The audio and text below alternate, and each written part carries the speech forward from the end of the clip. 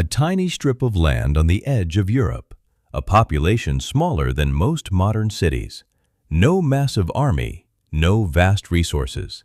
And yet, this country built the first global empire in human history, an empire that stretched from Brazil to Japan, from Africa to China, from 1415 to 1999, nearly 600 years. This is the story of Portugal, the forgotten superpower that changed the world forever. To understand how Portugal did the impossible, you need to understand where it was and what it wasn't. By the early 1400s, Portugal was a small kingdom that had just finished centuries of war against the Moors, the Reconquista. Unlike its giant neighbor Spain, Portugal had limited farmland, limited people, and limited options. But it had one massive advantage: the Atlantic Ocean. While the rest of Europe was fighting over land, Portugal looked outward, to the sea, and one royal family would turn that ocean into the greatest highway the world had ever seen. The man who started it all wasn't a sailor. He never crossed the ocean himself, but without him, none of this would have happened. His name was Prince Henry, later known as Henry the Navigator. In 1415, Portugal captured the North African city of Ceuta, a wealthy trading hub across the Strait of Gibraltar. Young Prince Henry fought in that battle and was wounded. But what he saw there changed him forever. Caravans loaded with gold, spices, and silk, all flowing from deep within Africa and Asia.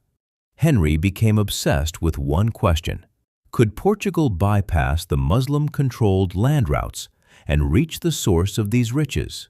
By sea. He poured his fortune into exploration. He gathered the best mapmakers, astronomers, and shipbuilders in Europe. His engineers developed the Caravel, a revolutionary ship, small and agile, capable of sailing against the wind. It was the spacecraft of its era.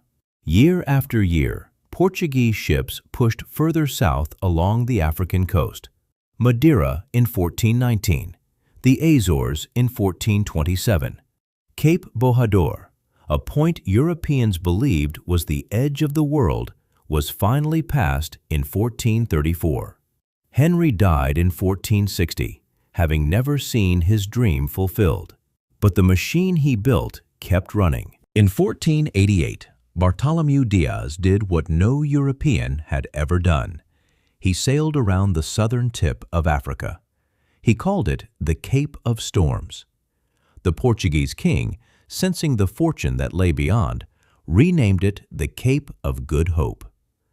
Then came the voyage that shook the world. In 1497, Vasco da Gama set sail with 4 ships. He rounded the Cape, sailed up the East African coast, picked up a local pilot, and crossed the Indian Ocean. In May 1498, he landed in Calicut, India. The spice trade, pepper, cinnamon, cloves, nutmeg, had been controlled by Arab and Venetian middlemen for centuries. Overnight, Portugal had cut them out. A single shipload of spices could pay for an entire expedition 60 times over. When the news reached Venice, the merchant diarist Girolamo Priuli wrote in shock and refused to believe it at first. He knew what this meant. The old world order was finished. What happened next was extraordinary. Portugal didn't conquer vast territories like Rome. It built a network, a chain of coastal forts, trading posts, and naval bases that wrapped around the entire planet. In 1500, Pedro Álvares Cabral landed in Brazil, claiming a continent. In 1510, Afonso de Albuquerque, known as the Lion of the Seas, conquered Goa in India, making it the capital of Portugal's Eastern Empire. In 1511, Malacca in modern Malaysia fell. By 1557, Portugal had a trading post in Macau, China. Portuguese missionaries and traders even reached Japan, becoming the first Europeans to set foot there. From Lisbon, this tiny nation controlled the spice trade from India, the gold from Africa, the sugar from Brazil, and trade routes across 3 oceans.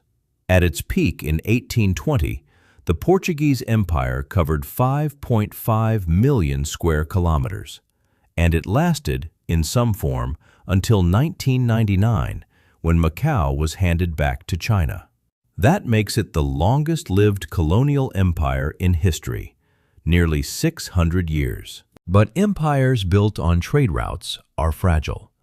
By the late 1500s, Portugal was overstretched. Too many outposts, too few people. The Dutch, British, and French, with bigger populations and deeper pockets, started picking off Portuguese territories one by one. The catastrophic 1755 Lisbon earthquake killed a third of the capital's population and devastated the economy. Portugal's golden age was over. And yet, the legacy is everywhere. Today, over 250 million people speak Portuguese across 9 countries on 4 continents: Brazil, Angola, Mozambique, East Timor, all born from this tiny country's ambition. Portugal didn't just build an empire, it invented globalization. It connected continents that didn't know the others existed. For better and for worse, the world we live in today, interconnected, global, complex, began with Portuguese sailors staring at an ocean and wondering what lay beyond the horizon. A nation of barely 1 million people changed the entire course of human history, not with the biggest army, but with the best ships, the boldest sailors, and an obsession with what lay beyond the edge of the known world. If you enjoyed this video, hit subscribe and let me know in the comments which empire should we cover next.